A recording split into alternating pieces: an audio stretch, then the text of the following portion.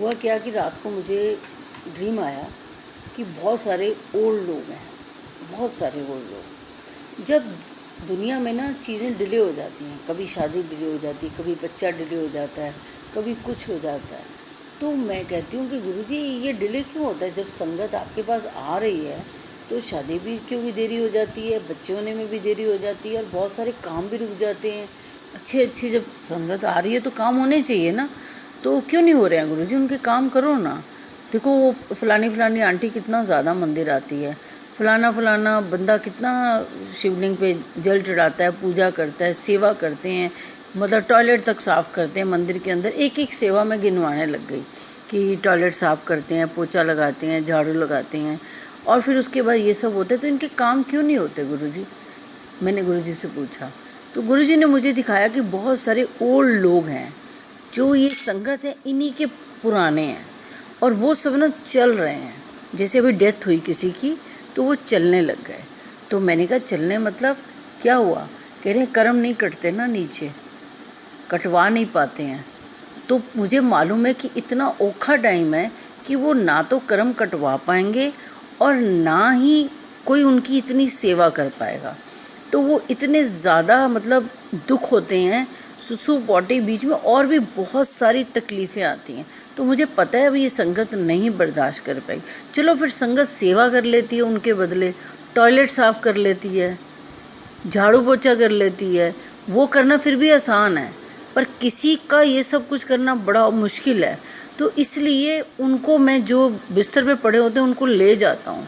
जब मैं उन्हें ले जाता हूँ तो वो उस दिन से लेके आज तक पैदल ही चल रहे हैं, क्योंकि उनकी सेवा तुम लोग यहाँ कर रहे हो, उनके बदले की सेवा यहाँ हो रही है। तो तुम्हें नहीं पता चल रहा कि वो सेवा इतनी बड़ी थी, पर ऐसे करनी आसान है कि मंदिर में जाके टॉयलेट साफ कर लेना, मंदिर में जाके लंगर बना लेना, और वैसे तुम उतना लंगर उस बीमार इंसान को खिलाना पड़े ना, नाश्ता लंच डिनर एक घंटे बाद कुछ खिलाना पड़े, तो तुम नहीं खिला पाओगे। तो मैंने उस सेवा को तुमसे ले रहा हूँ कि तुम्हारे कर्म कट जाए मंदिर में, और जो लोग नहीं कर मतलब जिनकी पूरी गति नहीं हुई है वो आज तक पैदल चल रहे हैं। तो मैंने देखा बहुत सारे पहाड़ और बहुत सारी सीढ़ियाँ हैं और बहुत सारी खाइयाँ हैं जिसके अंदर वो लोग नीचे जाते हैं, कभी ऊपर आते हैं, और सारे बुजुर्ग एक दूसरे का हाथ पकड़ के चलते जा रहे हैं। और वहाँ वो सारे बुजुर्ग हैं सब। मैंने आज ऋतु कपूर आंटी के फादर इन लॉ को भी देखा। कह रहे इसीलिए तो डिले हो गया सब कुछ, उसके भी कर्म नहीं कटे। नीचे ये जो सेवा करते थे ये कहाँ सच्चे मन से सेवा करते हैं सारे। कभी इसकी सुन ली, कभी उसकी सुन ली, कभी उसकी, कभी मेरी भी सुनी है। जिस दिन तुम मेरी सुनने लगोगे ना, तुम्हें किसी की ज़रूरत ही नहीं पड़ेगी। इसीलिए तो मुझे अब मैसेज देने पड़ रहे हैं लोगों के थ्रू, संगत के थ्रू, कि मैं मैसेज दूं ताकि तुम जुड़ जाओ। ये भी मैंने ही रास्ता ढूंढा है। पहले तो मैंने 1 to 1 ही जोड़ने की कोशिश की थी, लेकिन 1 to 1 क्या करते हो तुम? 4 बातें मेरी सुनते हो और कोई कहेगा ये झूठ बोल रही है तो उस तरफ चल पड़ते हो, वो कोई और सुनोगे तो उस तरफ चल पड़ोगे। अब मुझे ही संगत डिसाइड करनी पड़ रही है, तुम्हारे बस का कुछ भी करना नहीं। तुम्हें जो सेवा दी जा रही है ना, बस वही चुप करके कर लो। तो ये जो टॉयलेट साफ़ करने की सेवा है, ये वो सेवा है जो तुमने अपने बुजुर्गों की करनी थी, और अब मैं अपने मंदिर में करा रहा हूँ। ऐसे हर सेवा के बारे में बताए जा रहे थे कि झाड़ू और पोछा और लंगर बनाना, ये सारी सेवा इसीलिए तुम कर रहे हो क्योंकि तुम्हें करना था, किसी को बीमार आदमी को खिलाना था, तुम नहीं खिला पा रहे। तो चलो ये सारे मंदिर में जो है ना सब बीमार है, सबको खिलाओ, इसीलिए वो लंगर सेवा करते हैं। तो ये सब गुरुजी मुझे दिखा रहे हैं। और मैंने सुबह सुबह जब तक मैं उठी भी नहीं थी ना, तब तक मैं देख रही थी, सच कह रही हूँ, कि इतने बुजुर्ग हैं, सरदार हैं, मोने हैं, मुसलमान हैं, क्रिश्चियंस हैं, हर तरह के लोग देखे। सीढ़ियों में कभी बुजुर्ग हो चुके हैं, चला नहीं जा रहा, सब एक दूसरे को पकड़ के और चढ़ते जा रहे हैं। फिर थोड़ी देर बाद जब ऊपर पहुँच जाते हैं तो गुरुजी कहते हैं अभी कर्म नहीं कटे, अब वापस नीचे जाओ। फिर वो बेचारे ठंडे हौके भरते हैं, फिर वो नीचे आते हैं, फिर उसके बाद फिर वो ऊपर जाते हैं, फिर वो नीचे आते हैं। मैं क्या गुरुजी ये क्या कर रहे हो? ये वो लोग हैं ना जो जीवन में अच्छा काम तो नहीं कर पाए, किसी को सुख नहीं दे पाए, तो अभी ये जो कर्म इकट्ठे हो गए थे ये मैं ऐसे कटवा रहा हूँ। कर्म तो कटवाने थे ना। इसीलिए डिले हो जाता है ये सब चीज़ें। और इन्हीं के बच्चे भुगतते हैं ना जब, तो बच्चों का सारे काम डिले हो जाते हैं। और बच्चों के काम इसलिए डिले हो जाते हैं क्योंकि बुज़ुर्ग अच्छे से गए नहीं हैं, उनका कुछ ना कुछ रह जाता है। बड़े तो गए इसीलिए ना कि चलो बच्चों को ब्लेसिंग्स दें, कि चलो घर मेरे जाने के बाद घर हरा भरा रहे, इसीलिए तो पालक खिलाते हैं, पालक भी दान कराते हैं, पीछे से हरा भरा रहे। लेकिन वो हरा भरा तो तब रहेगा जब तुमने हरा भरा भेजा है। हरा भरा तो भेजा नहीं तो हरा भरा कैसे रहेगा। सारे वो रीति रिवाज तो सारे करने में बड़े परफेक्ट हैं, लेकिन रीति रिवाज करने का मतलब क्या ये किसी को नहीं पता। पहले उस मतलब को समझो, फिर रीति रिवाज करना। जोत जगाने का मतलब पता है? मन की जोत जगानी है। जोत जगा दी, चलो हो गया जी काम।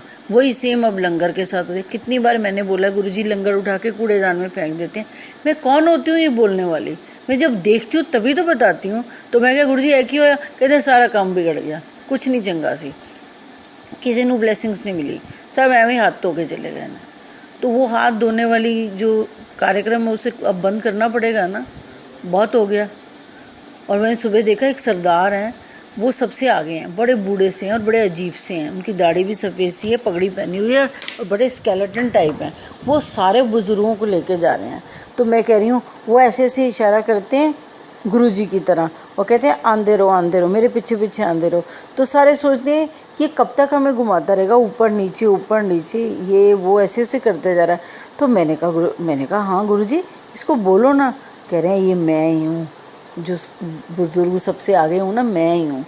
बूढ़ों के साथ बूढ़ा हो जाता हूँ, बच्चों के साथ बच्चा हो जाता हूँ, जवानों के साथ जवान बन जाता हूँ। ये मेरे ही रंग रूप हैं। कभी कोई कहेगा कि गुरु मैं कभी मोटा हो जाता हूँ, कभी मैं पतला हो जाता हूँ। जब मैं लोगों के कष्ट अपने ऊपर ले लेता हूँ तो मैं कई बार फूल जाता हूँ। और कभी कभी इतने गंदे कष्ट होते हैं कि मैं देख देख के सोचता हूँ इसके कष्ट कैसे काटूँ। उस सोच में ही मैं उसकी सोच लेते लेते मैं पतला हो जाता हूँ। मैंने कहा हे भगवान, गुरुजी ये लीला तो बड़ी निराली है, मेरे बस की तो नहीं समझनी है, पर आप लोगों को कैसे समझाओगे। चलो मैंने अभी तो समझ लिया, जब तक मेरी आंखें बंद है मेरे सामने बैठी हो। लेकिन जब मैं आंखें खोलूँगी तो मेरे को तो सब ऐसे लगेगा कि अरे गुरुजी ने जो बातें बताई हैं मैं वो बातें सबको बता दूँ, पर मुझे ज्ञान कहाँ हुआ, मैं वो कहाँ ले पाई जो आप कर रहे हो। वो तो उतनी देर ही है जितनी देर मैं आपकी सुन रही हूँ। आंखें खोलूँगी फिर मैं 4 लोगों से मिलूँगी तो मैं 4 लोगों की सुनने लग जाऊँगी।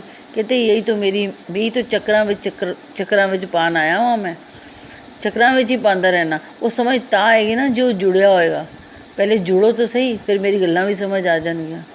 तो मैंने कहा मेरे को आप कोशिश कर रही हूँ, जो आप मुझे बता रहे हो मैं आपको समझने की भी कोशिश कर रही हूँ, पर मुझे लगता है कभी कभी मैं आपको समझ गई हूँ। कभी कभी जब आँख खोलती हूँ आपके बहुत सारे लोग मिलते हैं तो मुझे लगता है पता नहीं आप झूठ बोल रहे हो कि संगत झूठ बोल रही है, या मैं पागल हूँ, या ये पागल है, कौन पागल है।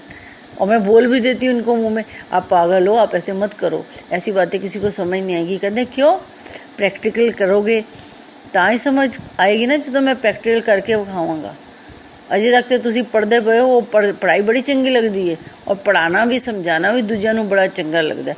मैं क्या ना हुण छड़ दिओ सब गल्लां, अपने आप ਨੂੰ पढ़ाओ मेरी भाषा विच और अपने आप ਨੂੰ समझाओ और अपनियां गलतियां लभो। फिर देखो तुसी तुहाडे ते मेरे विच कोई दूरी नहीं, तुसी मेरे कोल ही हो। अखा बंद करो, सिवाय मेरे कोई नज़र नहीं आएगा। जय गुरु जी।